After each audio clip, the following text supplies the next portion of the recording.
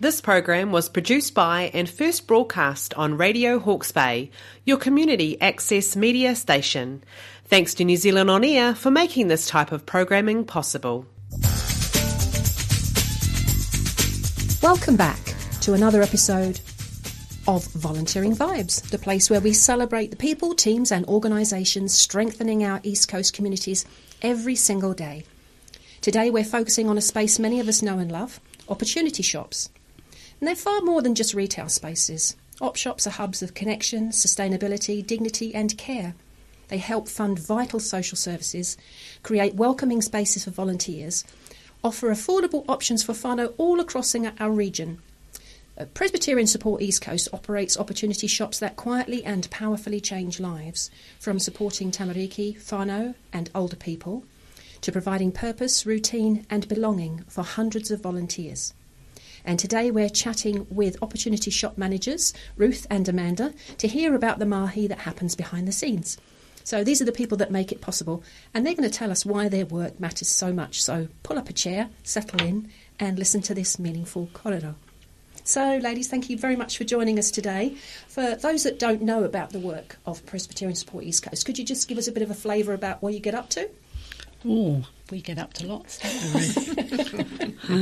we? So we've been established since 1946. We work with children and families, people with disabilities and older people. You've probably heard of Enliven. Yes. Enliven Disability Services, Enliven Older People Services, and also Family Works. So that's working with adults and children. Right. And Ruth and I are managers of the stores, and obviously we love it because we've been doing it for years. That's a good sign. I think it's an important role because the services that I mentioned earlier, the money that we raise in the shops, every penny of it, or every dollar rather, goes towards all of those services. And it's also free of charge to those people. So we do our best in the shops, try and raise as much money as we can, then that follows through to the services. Right, so you guys must see a direct impact. You know, lots of organisations raise funds, and the fundraising bit doesn't necessarily see the end results outcome, of that. That's so right. That's not true for you guys. You actually see your work in action. Absolutely. That must be incredibly rewarding. It is. It's very satisfying. So opportunity shops, for the little I know about them from my side of it, is that they do rely on volunteers. And I wonder what sort of roles the volunteers actually take up. What do they do for you in the shop? Well, really, they're our hub, aren't they? Because without the volunteer, we couldn't run a shop. So they come in and we allocate the roles to them. So they're going to be sorting the donations, cleaning them, pricing them. They're there front of house, serving your customers as well. Yes. So it's such a vital role, don't you think, Amanda? We just couldn't do it on our own, could we, Amanda? Well, the volunteers are the store, really, let's be honest. That's really good to hear. We couldn't operate without the volunteers. No, so super, super important to the Very work that important, you do. So as a manager then, and having all these volunteers around you, what do you notice that they personally gain from it? So apart from the tasks that you've talked about in the shop, absolutely. What do you see for them as individuals?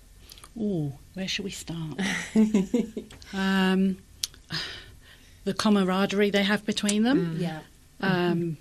They make friendships, and the ladies, all different groups of them, they'll go out together, they go to the movies, they go for coffee. So outside their work with you? Their work as well, so it's great friendship, social interaction. Some of them might be on their own, so they come into the shop.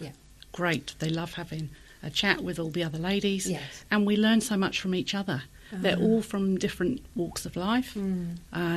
You know, probably like Ruth and myself, we've done different jobs in the past. So it's all those skill sets. You know, it's all the flexibility of everybody. It's merging them all together, and everybody from different backgrounds, different ages. We all have got a common bond, and you know, it's volunteering. Yeah, yeah, absolutely. Oh, that's really heartwarming, isn't it? Is the same for you? You think, Ruth? You've seen the same things? Absolutely, and what we've found too is because we've got quite a broad range of age groups, and I've got young people as well as people with disabilities working as volunteers. So the older ladies are very much, they mother them. But they love it. The young ones really love it. Okay. So they have a lot of fun. There's a lot of camaraderie, but then there's a lot of fun that happens, isn't there? Oh, you've got to have a sense of humour. Yes. It's mandatory. Yeah, that's so true.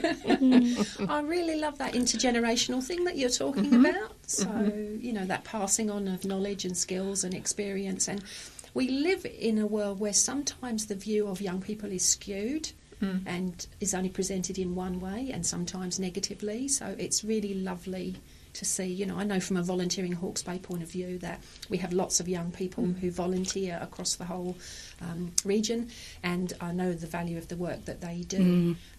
So it's really lovely to hear that that's working well for you and for them in your situation. Yes, it's really lovely to see, and you'll find that the older volunteers, they just get so much satisfaction of seeing these young ones, if they stay with us for a long period of time, see their growth and development. They really love it, so that's really rewarding, isn't it? And I think the volunteers feel a connection as well. Yes. And a purpose. Yes, so isolation is one of the big things that people talk about, particularly amongst older generations or people that live semi-rurally or rurally, and so that's something that helps overcome that and that purpose, a reason to get out of bed in the morning, a reason to keep interacting with people and giving back. And I think you'll find, like with Amanda, you'd have this too, is that the volunteers know the local people that come in all the time. So there's a relationship with the locals. It's that community thing again, isn't it? It really is, yeah. Oh, that's super. So what do you think are the qualities that make someone a good op shop volunteer? Well, again, let's go back to the sense of humour. That's a must. Just people being themselves, really. Everybody brings something different, to the party. So, if you're flexible, that's great. Sometimes we do different jobs. It's not always the same thing. It's depending on what comes into the shop as to what the jobs might be. So someone that's flexible is really good. Someone that likes to have fun. So they don't need retail experience or anything like that? No. I think people might shy away from it because they think, I've never done that kind of work before. Well, everyone has their own assets, their own skill set and abilities. Yeah. So the first thing is, if they want to volunteer, that's the main thing. That's a big tick. Then we can get into, what have you done before, or what are your hobbies, what do you like doing, and we sort of try and, fit everybody in. So you go to quite a lot of trouble then to find out about the person themselves. They're not just a body turning up at your op shop and being given a set of tasks. So you're laughing and nodding curiously. Definitely not. No, I definitely think not. Amanda would probably vouch for this, that I take quite a lot of time, and Amanda would as well, matching a job with a person. And if they come in and they're quite nervous or not sure, then you're going to start them on a job that you feel like they're going to be successful with, and then slowly build them up until they're comfortable. So a person may not walk out and start working at the front at the counter. We might start processing out the back until they build their confidence up. And then if we want them on the till, it might be 2 or 3 months later. They might come out with me while the other ladies are having a break, and they're just packing the bag, but they're getting the feel of it. They're out there. They're getting used to being out there. That sounds like a really supportive environment to be in. But not everybody would, for example, want to work on the till. No. Correct. So that's fine. There are other things we can do. It's okay to say that's not for me. You're okay with that. And then there are other ladies who work on the till all the time and don't really, they love that. They're happy there, love to talk to the customers. Great retail skills. Excellent. That's fine too. Oh, that's amazing. We need to be flexible too. And you are. I can hear that in the things that you're talking about. So if we have a new volunteer come along, it's session 1, they turn up, what does what does it look like for them as they start that first day? Okay, so first of all, we do an orientation. So they may have been in the shop before, but maybe not been out the back. So we do an orientation first, so they know where everything is in the shop, first aid, etc., bathroom, where we do the steaming, where all the cups and saucers are for teas and coffees, all sorts of things, health and safety, all sorts of things.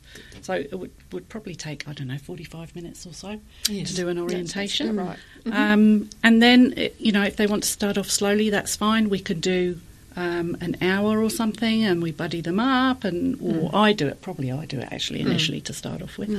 Yeah, so whatever, whatever time the volunteers got, yeah, we just work in with whatever they've got. So do your volunteers work different lengths of time then? Yes. Some organisations have a set session, it will be 3 hours or something like that, so that's not how you work? Generally we do, but when someone first starts off, it depends on their availability. Okay. And, some of our ladies might do less, especially someone who's maybe a little bit older. Yes. They might only do 2 hours or... Yep. Yeah. Yep. So there's that lovely flexibility again. Well, we just have to all be flexible. Yeah. That's fine. That's a lovely thing to hear.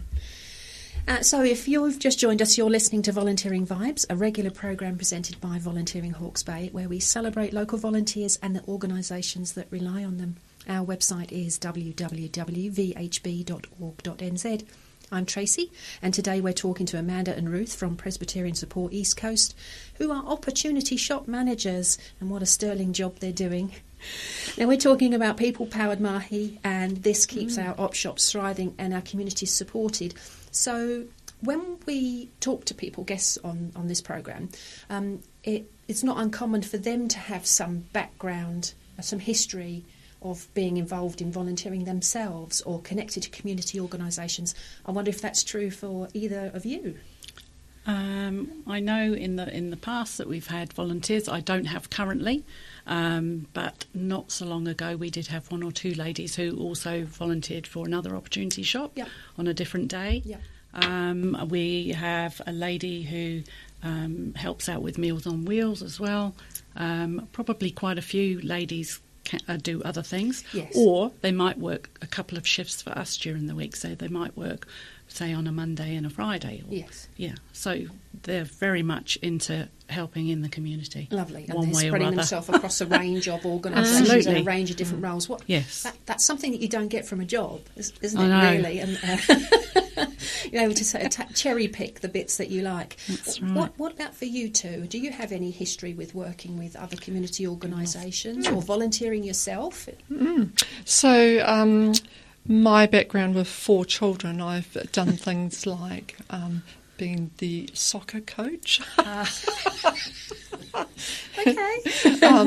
I worked as the president in the kindergarten when the children were at kindergarten, so I looked after that as chairperson. I really enjoyed that. I worked on the board of Creative Napier, helping to process people applying for grants in the community. So I really like the creative arts. So the community is very important to me. It's where you sit. Yeah, that's a very common theme. Thank you for that, Ruth. Yeah, sounds like a very varied history, but all that people-centred stuff is right at the middle of it, isn't it? Yes, absolutely. Yeah. That's super. Do you have anything you wanted to add to that? I think volunteering is in your blood, isn't it? You either do it or you don't do it. Yes. You have to be sort of open to it. I think my first volunteering role was when I was 16 and I was still at school many moons ago. So that was working for a young adult centre for young people with autism. That was my first volunteering role. I worked as an assistant Senko. That wasn't volunteering. That was a paid position, but working with children from overseas and children with special needs. That was great. And also I worked for St John's up in Auckland. And then I moved to the Hawke's Bay and I started volunteering at Joel Road, where I work now. So I was a volunteer there, and I had 2 part-time jobs before I had the opportunity to become a manager. Super. What a transition. Yes. One of the things that volunteers will often tell us is that they didn't anticipate just how much they were going to get out of it. So people tend to think as volunteering as an act of giving, but it's also an act of getting. What do you think about that as a concept? You think that's true? I think it's true. Absolutely. I corroborate on that just too. A sense of well-being and community and sharing, all of those things. And it's like the interaction with the customers that come in, who are mainly the community. We have lots of visitors too. Yes. But it's, it's for the volunteers, it's catching up with people they haven't seen for a while too. It becomes a little hub, sort of like a library. With far more interesting books. True. With real people. So, Amanda, you've given us a bit of flavour of how you got into this position. So they hauled you over the counter.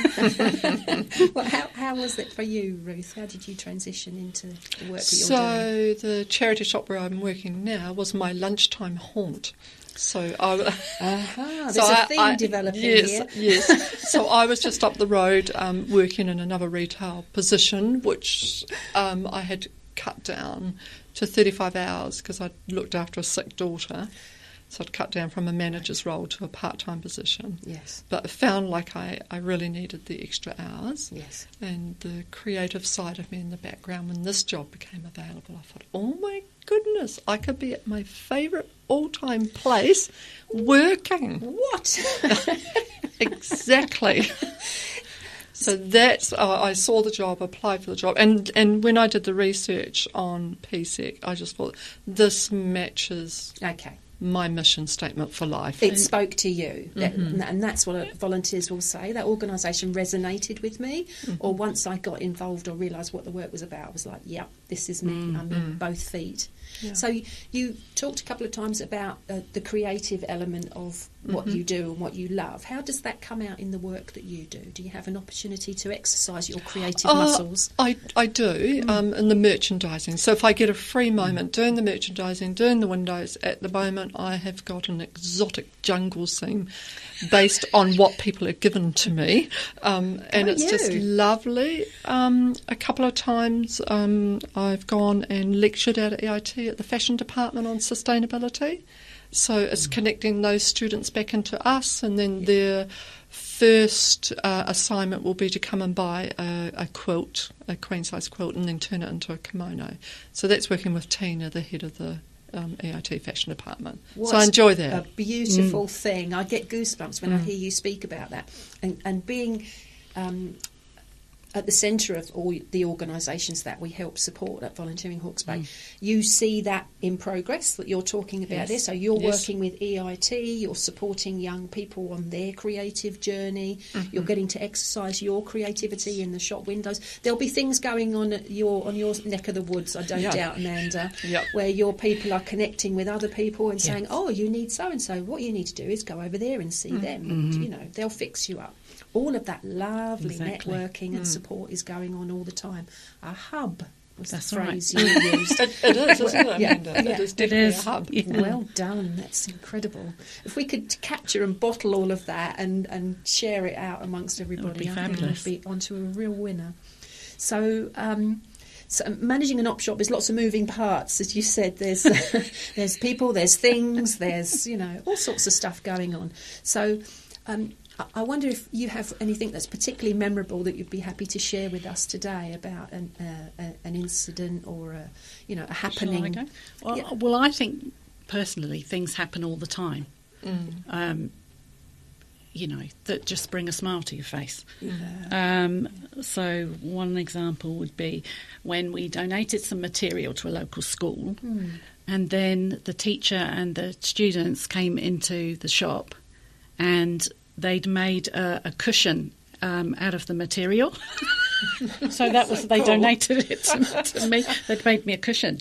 But it was, they'd used the material. They had a project to do. Yes. They did their project, but what was great was that the teacher brought the children in and showed us and talked to us about what they did and how they made it and that sort of thing. So it's all reconnecting back into that. And the same as a young lady who came in and she had a bag and she'd made her bag out of ties.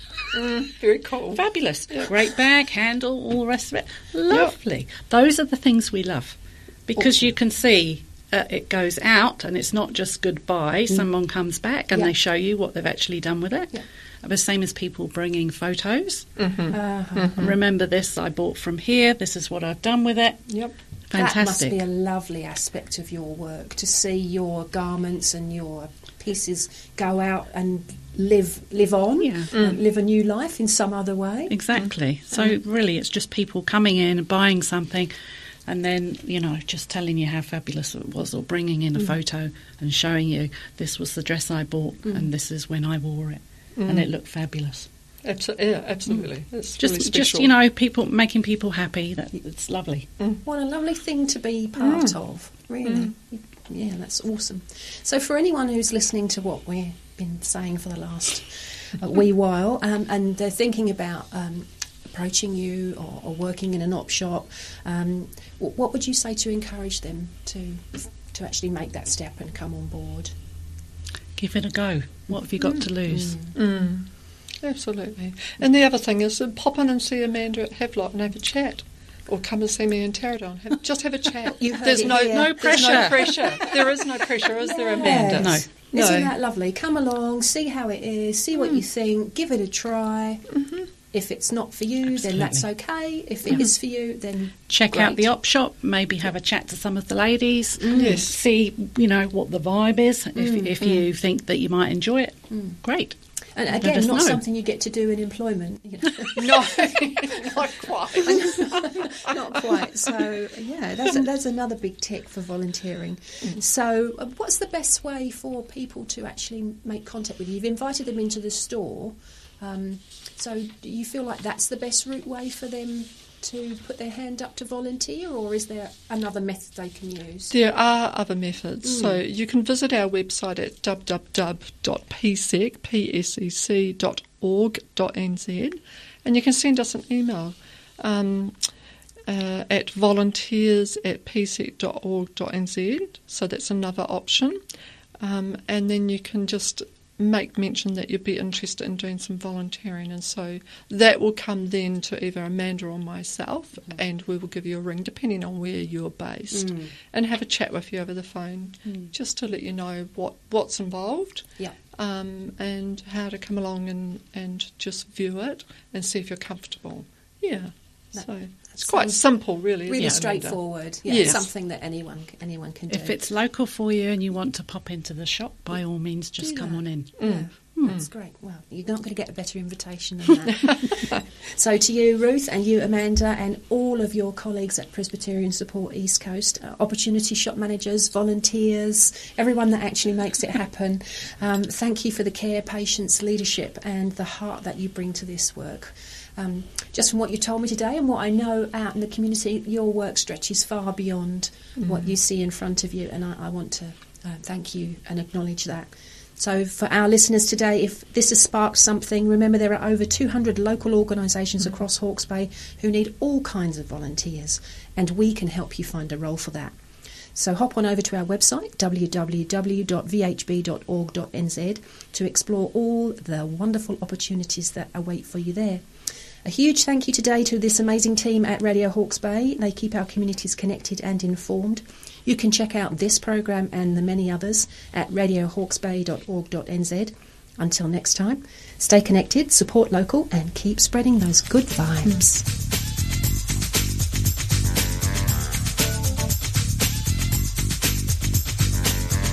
This program was produced by and first broadcast on Radio Hawke's Bay, your community access media station. Thanks to New Zealand On Air for making this type of programming possible.